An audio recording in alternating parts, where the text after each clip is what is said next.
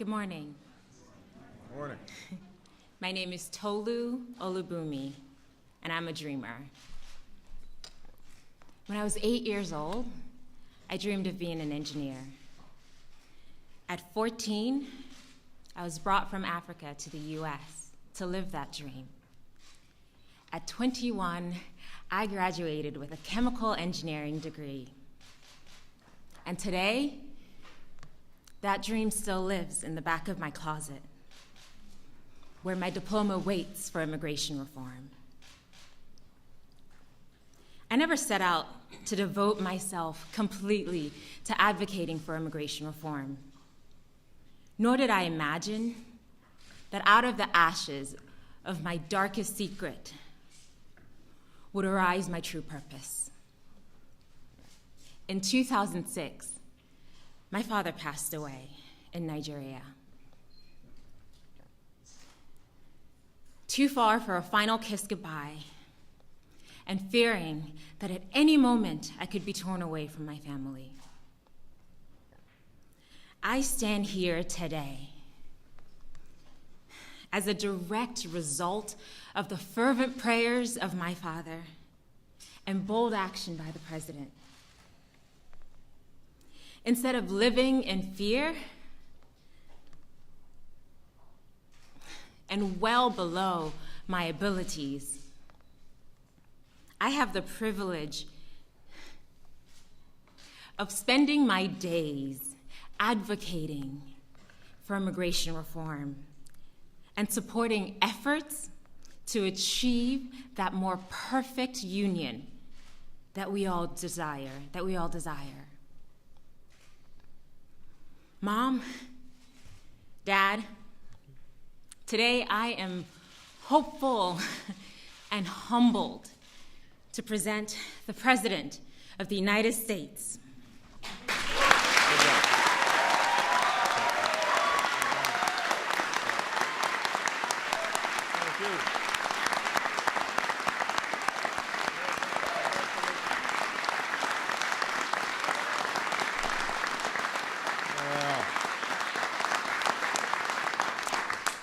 Well, good morning, everybody.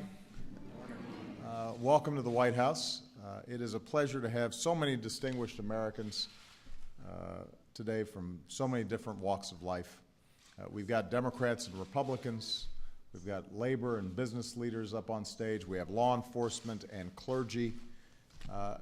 Americans who don't see eye to eye on every issue. In fact, in some cases, don't see eye to eye on just about any issue. But who are today standing united in support of the legislation that is front and center in Congress this week, a bipartisan bill to fix our broken immigration system. And I have to say, please give Tolu another round of applause for the wonderful job.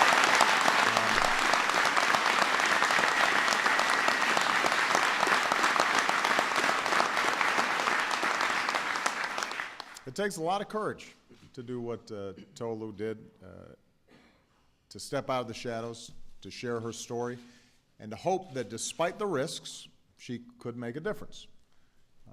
But Tolu, I think, is representative of so many dreamers out there who have worked so hard, and I've had a chance to meet so many of them who've been willing to give a face to the undocumented and have inspired a movement across America.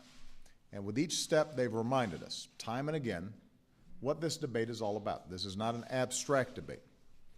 This is about incredible young people who understand themselves to be Americans, who have done everything right, but have still been hampered in achieving their American dream.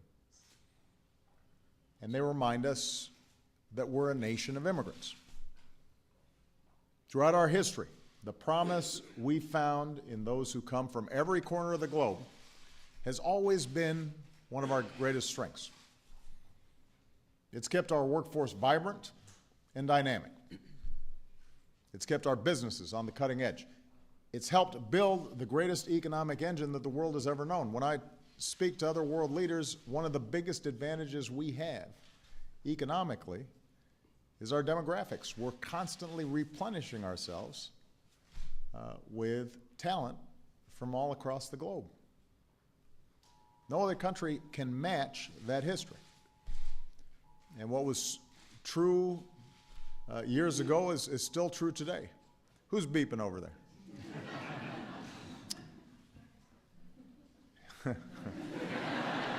You're feeling kind of self-conscious, aren't you?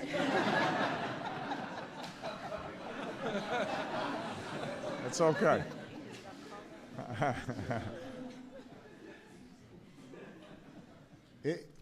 In recent years, 1 in 4 of America's new small business owners were immigrants.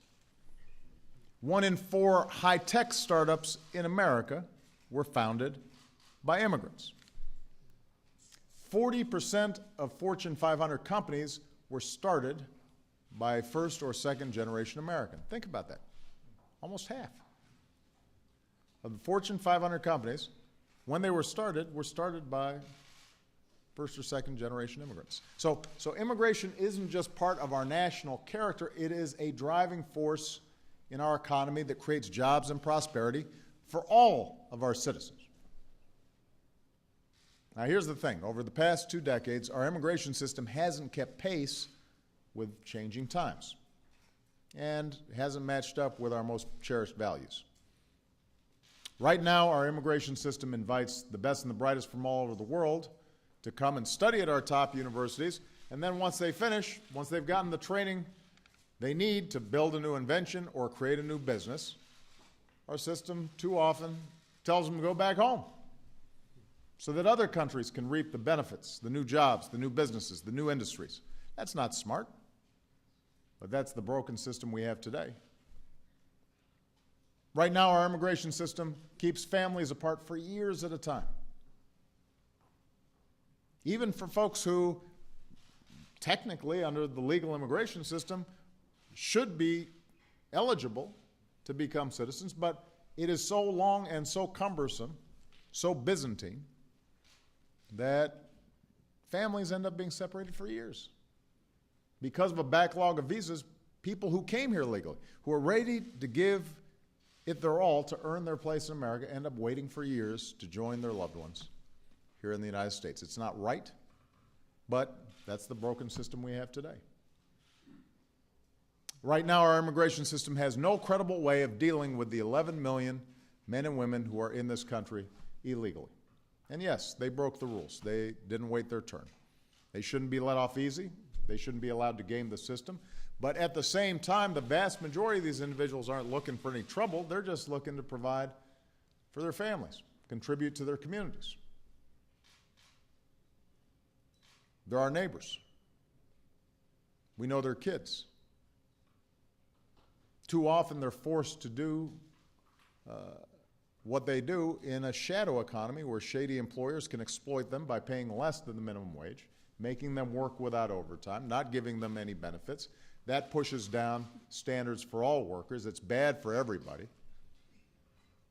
Because all the businesses that do play by the rules, that hire people legally, that pay them fairly, they're at a competitive disadvantage. American workers end up being at a competitive disadvantage. It's not fair, but that's the broken system that we have today. Now, over the past 4 years, we've tried to patch up some of the worst cracks in the system. We made border security a top priority. Today, we have twice as many Border Patrol agents as we did in 2004. We have more boots on the ground along our southern border than at any time in our history.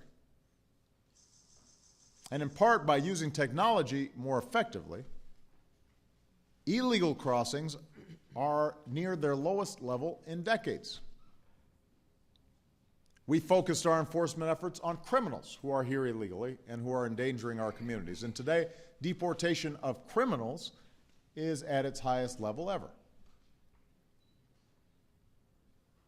And having put border security in place, having refocused on those who could do our communities harm, we also then took up the cause of the dreamers, young people like Tula who were brought to this country as children. And we said that if you're able to meet some basic criteria, like pursuing a higher education, then we'll consider offering you the chance to come out of the shadows so you can continue to work here and study here and contribute to our communities legally. So my administration's done what we can on our own. And we've got members of my administration here who've done outstanding work over the past few years to try to close up some of the gaps that exist in the system. But the system's still broken. And to truly deal with this issue, Congress needs to act. And that moment is now. This week, the Senate will consider a common-sense, bipartisan bill that is the best chance we've had in years to fix our broken immigration system. It will build on what we've done and continue to strengthen our borders. It will make sure that businesses and workers are all playing by the same set of rules. And it includes tough penalties for those who don't. It's fair for middle-class families by making sure that those who are brought into the system pay their fair share in taxes and for services. And it's fair for those who try to immigrate legally by stopping those who try to skip the line. It's the right thing to do. Now, this bill isn't perfect. It's a compromise. And going forward, nobody's going to get everything that they want. Not Democrats, not Republicans, not me. But this is a bill that's largely consistent with the principles that I and the people on this stage have laid out for common sense reform. First of all, if passed, this bill would be the biggest commitment to border security in our nation's history. It would put another $6.5 billion on top of what we're already spending towards stronger, smarter security along our borders. It would increase criminal penalties against smugglers and traffickers. It would finally give every employer a reliable way to check that every person they're hiring is here legally. And would hold employers more accountable if they knowingly hire undocumented workers. So it strengthens border security, but also enforcement within our borders. I know there's a lot of talk right now about border security, so let me repeat. Today, illegal crossings are near their lowest level in decades. And if passed, the Senate bill, as currently written and is hitting the floor, would put in place the toughest border enforcement plan that America has ever seen. So nobody's taking border enforcement lightly. That's part of this bill. Number two, this bill would provide a pathway to earned citizenship for the 11 million individuals who are in this country illegally. So that pathway is arduous. You've got to pass background checks. You've got to learn English. You've got to pay taxes and a penalty. And then you've got to go to the back of the line behind everybody who's done things the right way and have tried to come here legally. So this won't be a quick process. It'll take at least 13 years before the vast majority of these individuals are able to even apply for citizenship. So this is no cakewalk. But it's the only way we can make sure that everyone who's here is playing by the same rules as ordinary families, paying taxes and getting their own health insurance. That's why for immigration reform to work, it must be clear from the outset that there is a pathway to citizenship. If we're asking everybody to play by the same rules, you got to give people a sense of certainty that they go through all these sacrifices, do all this, that there's, at the end of the horizon, the opportunity, not the guarantee, but the opportunity to be part of this American family. And by the way, a majority of Americans support this idea. Number three, this bill would modernize the legal immigration system so that alongside training American workers for the jobs of tomorrow, we're also attracting the highly skilled entrepreneurs and engineers from around the world who will ultimately grow our economy. And this bill would help make sure that our people don't have to wait years before their loved ones are able to join them here in America. So that's what immigration reform looks like. Smarter enforcement, a pathway to earn citizenship, improvements to our legal system. They're all common sense steps. They've got bipartisan support. They've got the support of a broad cross-section of leaders from every walk of life. So there's no reason Congress can't get this done by the end of the summer.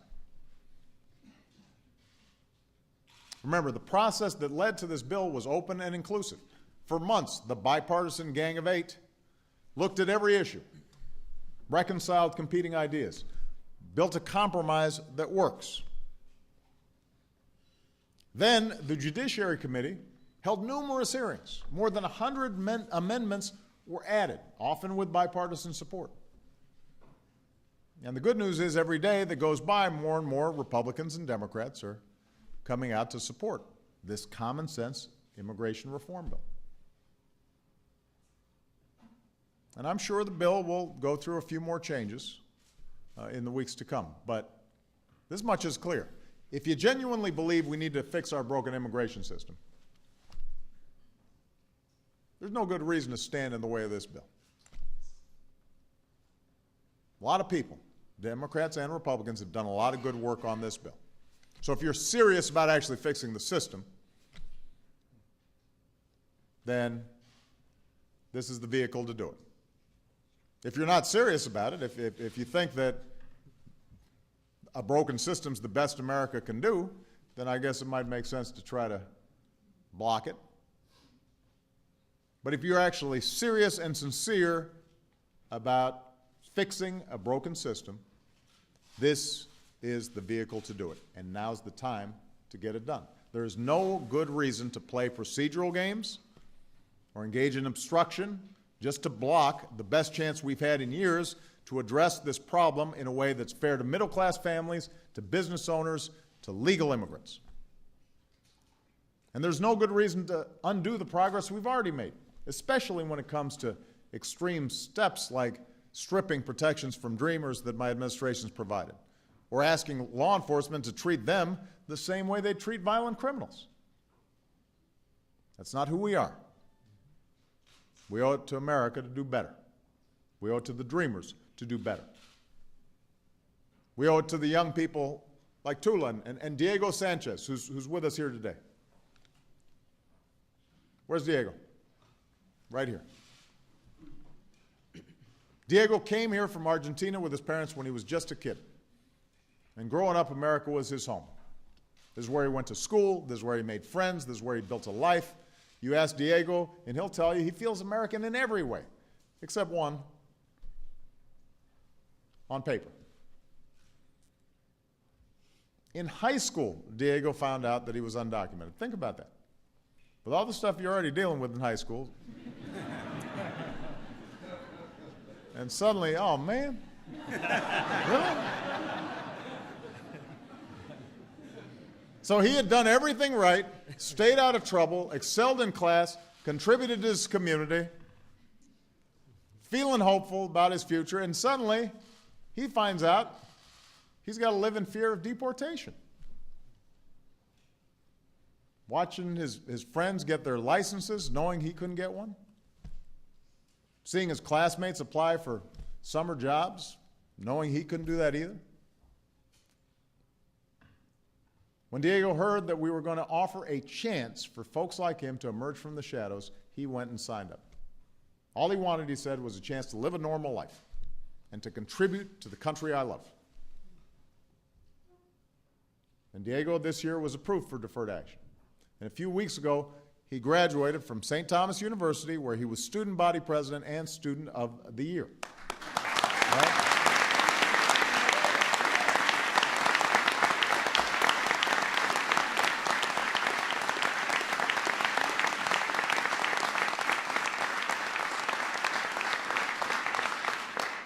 So now he's set his sights higher, and master's degree, and then law school, so he can pursue a career in public policy, help America shape his future. Why wouldn't we want to do the right thing by Diego? What rationale is there out there that wouldn't want to make sure Diego achieves his dreams? Because if he does, that helps us all achieve our dreams. So in the weeks to come, you'll hear some opponents of immigration reform try to gin up fear and create division and spread the same old rumors and untruths that we've heard before. And when that happens, I want you to think about Tolu, I want you to think about Diego, and I want you to think about your own parents and your own grandparents and your own great-grandparents and all the men and women and children who came here. The notion that somehow those who came through Ellis Island had all their papers right.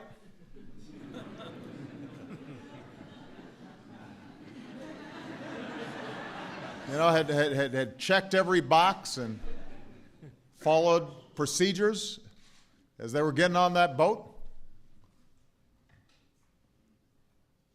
They were looking for a better life, just like these families. And they want to earn their way into the American story.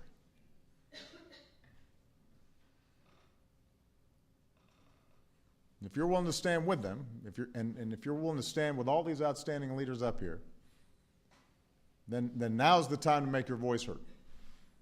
You need to call and email and tweet your senators and tell them, don't kick this problem down the road.